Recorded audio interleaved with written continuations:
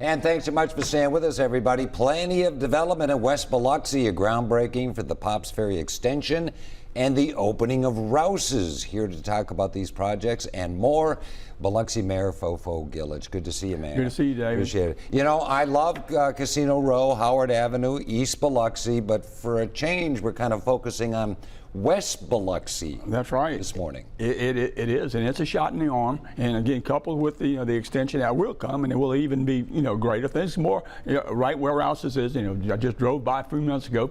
The parking lot's packed, and very exciting to see that activity that hadn't been there in years. Yeah. But I think it's coupled with some of the things we will talk about as far as the extension and things to come after that. Yeah, we're looking at Rouses right now. Normally in a big city or something, the opening of a grocery store wouldn't be big news, but everyone likes Rouses.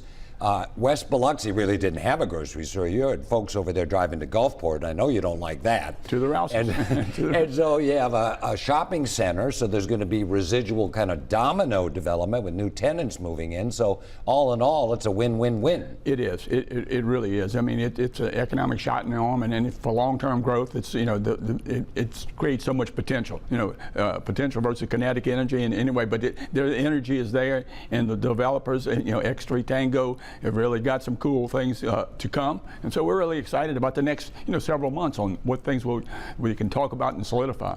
All right, well, I don't know if we have any drone footage, because I'm not sure people understand where Popp's Ferry comes down and dead ends just south of Pass Road, and then there we go. So we shot that drone footage, so that kind of gives people an idea. They said, what, a $27 million project plus some more money from some other sources. Right. But how important do you think this is going to be connecting essentially the interstate to Highway 90? That's right, and then that makes it possibly a state road that gives you state and federal funding opportunities. So that's that thing, that little connection to US 90 puts us in a different category. So we can, possibly get, major funding for major things like bridges that connects, from 67. We called it the Biloxi Beach Cart Connector from 67 all the way to Highway 90. But that was, a couple of bridges and of course, this was Phase A, the connection of Pass Road to straight connection of Popp's Ferry through Pass Road, through the railroad tracks to Highway 90. Okay. You say through the railroad tracks. Let's put up a little map. Yeah. I think we have a map. I was looking at this thing the other day, and I can be kind of a naysayer sometimes. No. Well, I don't know if we have the map. But, there it is. There you go. Okay, so the railroad, you get to the railroad tracks. You see the Coliseum down there in the left-hand corner. Folks, this is going to be an underpass. This is going to be a tunnel. Yes, it's a tunnel. I don't get it. Under the connects, you see. Yeah, and under the Coliseum parking lot. Right, connects the two parking lots right through the middle. So you would drive under the existing path. That sounds like an engineering voodoo to me. Anything's possible given time and money.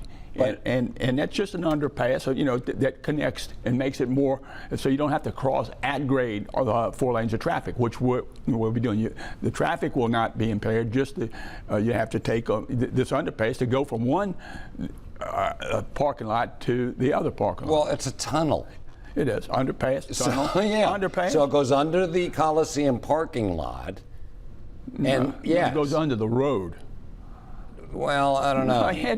The road's going in, so they will go under the road from one parking area to the other parking area. So, and then you don't have a lot of space to come out of this tunnel before you get to Highway 90, though.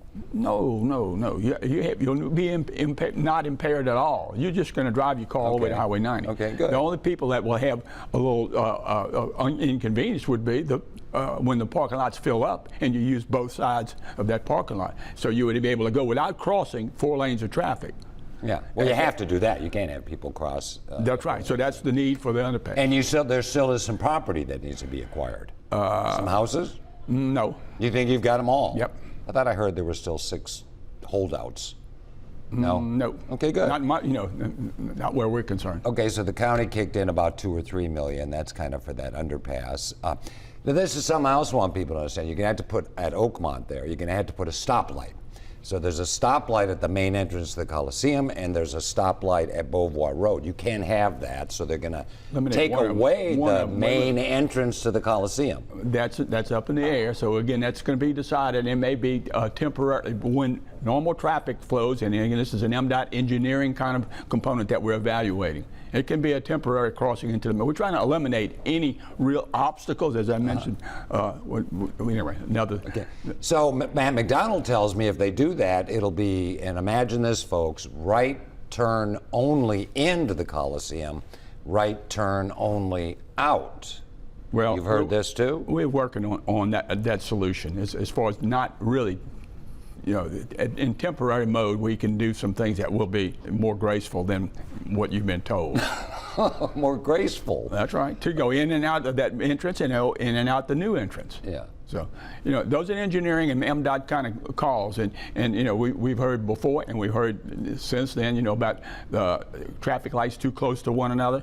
Well, that's not, some of that could be fake news. So fake news. We love it. So timeline. When will all of this? When will dirt be moved and tunnels dug? November 25th, the contractor, Nikkei Brothers Construction, will begin. They'll get notice to proceed. Okay. They're mobilizing now, and then we're doing, what we call critical paths on what do you do when you do it, and what those days. But it's a 24-month build out. Okay. So 24 months from. I'm wondering if you can answer this question in 30 seconds. I wish I had more time. This cut-through road off a pass road right over here. I don't know if people know where I'm pointing to Gulf Coast Community College. Right. Biloxi's in, but the college hasn't really come up with a phase 2 plan where it all connects.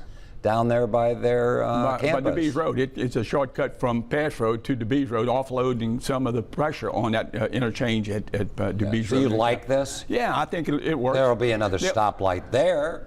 Yes, there will. That's right. And people in the neighborhood are complaining. It can work.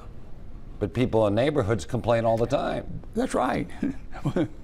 We're trying to work through those concerns. I mean, seriously, in that, where the studies make sense and there is obvious benefits, we're going to move forward. Yeah. Benefits and problems. Well, come on back. We'll talk more about it. We will. Okay? Thank you so much. I appreciate it. Thanks, Mayor. Wonderful to be here with you. Appreciate it. And